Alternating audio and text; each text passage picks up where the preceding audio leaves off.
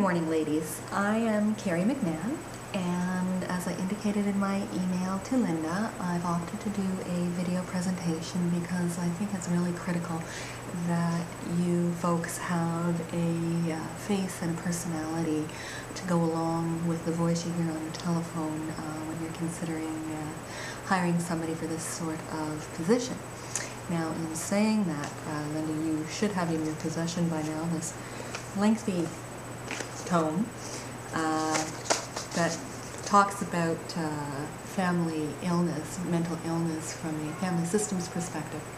Now, as I started to record it, there was absolutely no way I was going to be able to include it all in 10 minutes. And I mean, there's just such a broad spectrum of information. And if you would like to further discuss my knowledge of clinical skills and abilities and knowledge, I think the telephone is probably a better forum for that. Because you asked for a presentation for a consumer audience, I thought it would probably be best for me to ad-lib a 5 or 10 minute presentation as though I were speaking to one of the groups that might be coming to one of your presentations. Good evening, ladies and gentlemen. My name is Dr. Kerry McMahon, and on behalf of the Calgary branch of the Canadian Mental Health Association, I would like to graciously welcome you to our first information session. I commend you for coming out on what I consider a rather cool evening, and you may have noticed there is coffee over in the corner that you may help yourself to warm yourself up, stretch your legs. Please make yourself feel comfortable.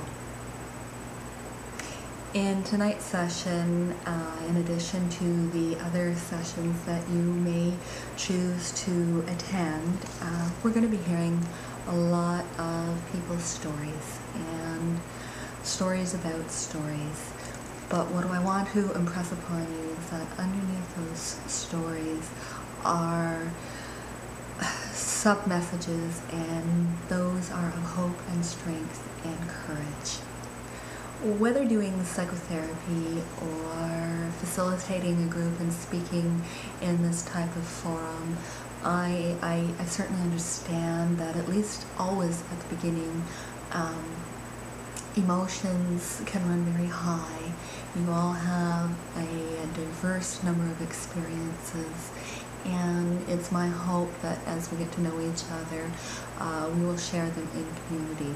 It's not my job to stand up here and tell you about what it's like to live with a loved one who is mentally ill.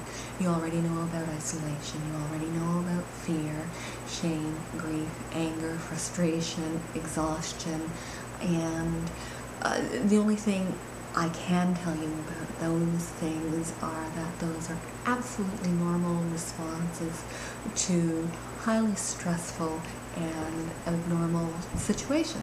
My personal approach is that we heal best and we learn best by sharing with one another. And the best way to do that is to get to know each other. Now, we can start on the left side of the room or the right side of the room. Please do not feel obligated to participate this evening if you are uncomfortable. There are no demands of that nature here, but it would be a nice start to know why you're here and what you hope to achieve, and just to tell us a little bit about yourself. And since I'm the one standing at the front of the room, I'll start and give you a little bit about my background. As I earlier introduced myself, my name is Dr. Kerry McMahon, but I would imagine that some of us could be spending a great deal of time together. So from here on in, please call me Kerry. I am a doctoral level psychotherapist. I have an additional specialization in child and adolescent mental health. And I'm sure this may be all very dry and boring to you, But I also want to assure you that as well as yourselves in this room, I have first-hand experience living with somebody and loving somebody who has been mentally ill. And as I said, everyone in this room has the experience of loving someone or living with someone who has had, at some point in their lives, suffered from mental illness. In my case, it was my stepfather, Eddie, and this was a long time ago. And the same sorts of supports weren't in place that we have now. He suffered from severe paranoid schizophrenia, so I kind of have a bird's eye perspective being a child living in that environment. And through my training and through what we've learned in the mental health field now, Eddie's story didn't have to turn out as tragically as what it did. And you people sitting here can be precious elements to your own family's recovery.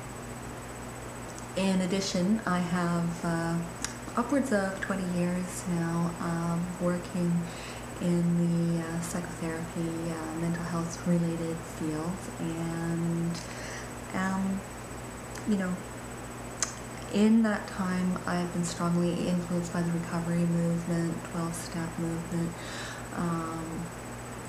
but all of that is really rather dry material, better suited for a resume. You all have your own personal stories. I personally really appreciate all the sharing that has taken place this evening, and I have never left one of these groups without feeling privileged for being part of it, being able to witness and just be able to share a little bit of my own story. And I would really like to thank you for coming out as well tonight. Now, as a student, I never like homework, and but I'm going to give you a bit of a crash course in self-care. And before the next session you come in, I want to impress upon you as a caregiver how important it is to take the time for self-care, and you are entitled to it.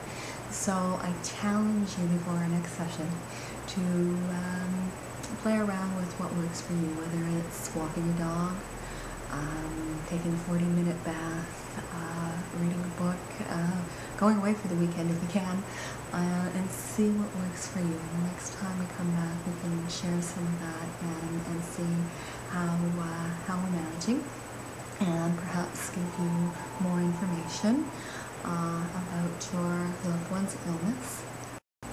Essentially, in a nutshell, as a teenager, our home life deteriorated massively. Now, at this point, if I haven't bored you, I may have frightened you, but I also want to tell you the other side of the equation, that with the right supports in place, particularly if there are family supports and early intervention, I have witnessed many success stories as well. You'll find as time goes on that we really do learn to draw from each other's strengths. We can only really do a broad brush discussion of the vast array of illnesses on the mental health spectrum, but I'll do my best when I finish talking to field your questions. And one thing, a final remark that I would like to make to you is that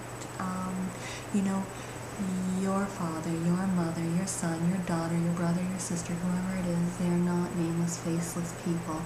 They are not their illness. They were born with talents, treasures inside them, and you as a family member can be a precious element to nurture that and help them find the health within themselves and help them to become a success story, a real recovery story.